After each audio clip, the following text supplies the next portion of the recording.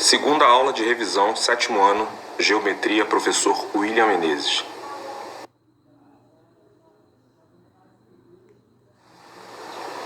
Bom, turma, nessa segunda aula nós vamos trabalhar mais uma folha-tarefa e no primeiro exercício da folha-tarefa nós temos a seguinte questão. 1. Nesta figura, as retas RS são paralelas e T é uma transversal. Assinale a alternativa falsa. Então, dentre as 5 alternativas, nós temos uma que é falsa. A letra A ela diz que 1 é igual a 8, pois são alternos internos. A letra B, 4 é igual a 8, pois são correspondentes. A letra C, 1 é igual a 7, pois são alternos internos. A letra D, 3 é igual a 5, pois são alternos externos. E a letra E, 6 é igual a 2, pois são correspondentes. Para responder essa questão, no próximo slide nós vamos ter algumas definições sobre correspondentes, alternos, internos, externos, que vai facilitar a sua compreensão, ok? Então, em classificação de ângulos formados por retas paralelas, cortada por uma reta transversal, nós temos no quadrinho alguns exemplos de retas paralelas, né? Reta R e reta S cortada pela reta T, e as classificações abaixo, de ângulos correspondentes, ângulos colaterais externos, ângulos colaterais internos, ângulos alternos externos e ângulos alternos internos. Nós falamos sobre esse assunto na aula passada e é muito importante você ler novamente com atenção essas classificações para responder a questão 1. Nos próximos quadrinhos, nos próximos slides, eu vou colocar essas definições com um pouco mais de clareza sobre o que significa cada uma dessas posições relativa a outra, ok? Mas é muito importante a leitura desta página para a conclusão deste exercício.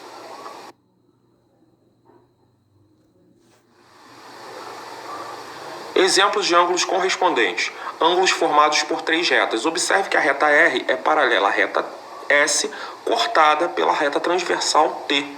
E assim, elas formam ângulos correspondentes. Ele é congruente a 5, né? Observe que os dois formam a mesma medida de ângulo.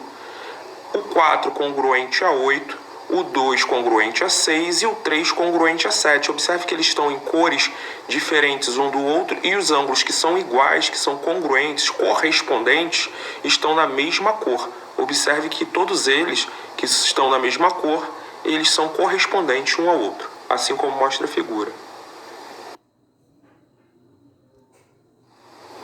Ângulos estudados. Observe que tem mais algumas definições que vai facilitar a nossa compreensão da primeira questão. Nós falamos sobre ângulos correspondentes, mostramos a figura anterior, e aqui está mais algumas definições. Ângulos correspondentes estão do mesmo lado da transversal, um na região interna das paralelas e o outro na região externa às paralelas e não são adjacentes. Agora, os ângulos alternos. Ângulos alternos estão em lados diferentes da transversal. Se forem alternos internos, estão na região interna das paralelas. Se forem alternos externos, estão na região externa das paralelas. E ambos os casos não podem ser adjacentes. Ângulos colaterais estão no mesmo lado da transversal. Se forem colaterais internos, estão na região interna das paralelas. E se forem colaterais externos, estão na região externa das paralelas. E ambos os casos não podem ser adjacentes. Então a observação é que nem os correspondentes, nem os alternos e nem os colaterais podem ser adjacentes. Ângulos alternos. No primeiro exemplo, nós temos ângulos alternos internos. Observe que eles estão internos às retas paralelas. Elas estão cortadas por uma transversal e assim eles ficam internos às retas paralelas. Os ângulos alternos externos, eles também são cortados por uma transversal, só que eles estão externos às retas paralelas. Ângulos alternos estão em lados diferentes da transversal. Observe nas figuras. Tanto os alternos internos quanto os alternos externos, eles ficam em lados diferentes da transversal.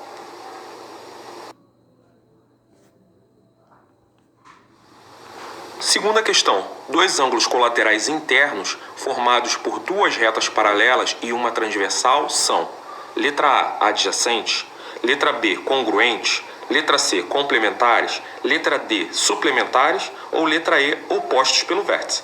Com todas as definições que tivemos nos slides anteriores, podemos marcar a única alternativa correta da questão 2.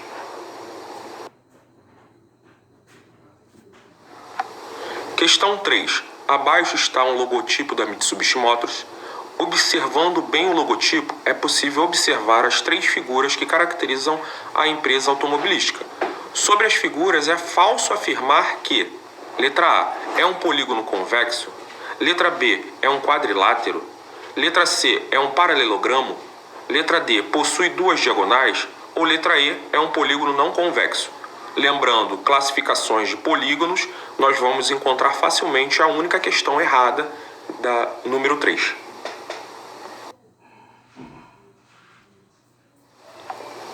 Nesse quadrinho, nós podemos falar um pouco sobre polígono e já resolver a questão número 3, né? Olha as definições: polígono convexo e polígono não convexo. Quando traçamos uma reta sobre cada lado de um polígono e o restante do polígono fica do mesmo lado dessa reta, temos um polígono convexo. Este quadrilátero é um exemplo do polígono convexo. Já do outro lado, os polígonos abaixo são exemplos de polígonos não convexos. Observe que tem uma reta traçada e parte deles vai ficar ao lado de fora da reta traçada, como mostra as 4 figuras abaixo. Ok? Então, com essas definições, nós já conseguimos resolver a questão 3 sem nenhuma dificuldade. Questão 4.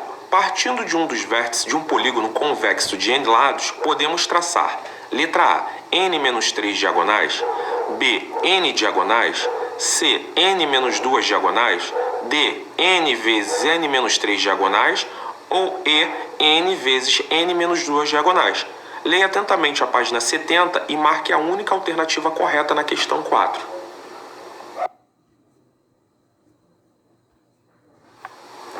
Questão 5. Descubra de qual polígono está sendo falado de acordo com as informações dadas. A. O número de lados é igual ao número de suas diagonais. B.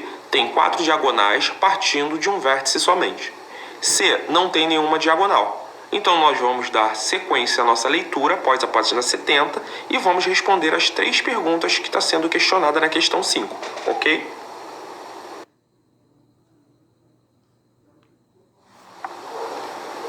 Questão 6. Em um polígono regular, as cidades estão localizadas no vértice, como mostra a figura. Há um projeto para interagi-las 2 a 2 por meio de estradas. Algumas dessas estradas correspondem aos lados do polígono e as demais correspondem às diagonais. Nessas condições, quantas estradas devem ser construídas? Faça os cálculos. Lembrando que nós vamos utilizar a nossa fórmula das diagonais para resolver este exercício número 6, ok?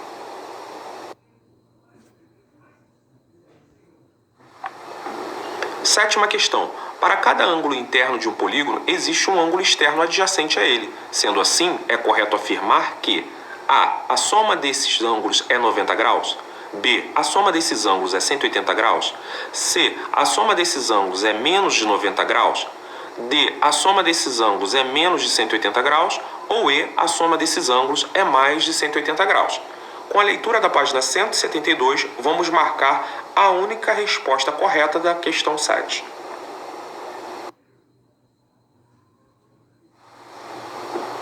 Ok, turma, espero que tenha sido uma ótima revisão para todos. Caso tenham dúvidas, perguntem e até a próxima aula.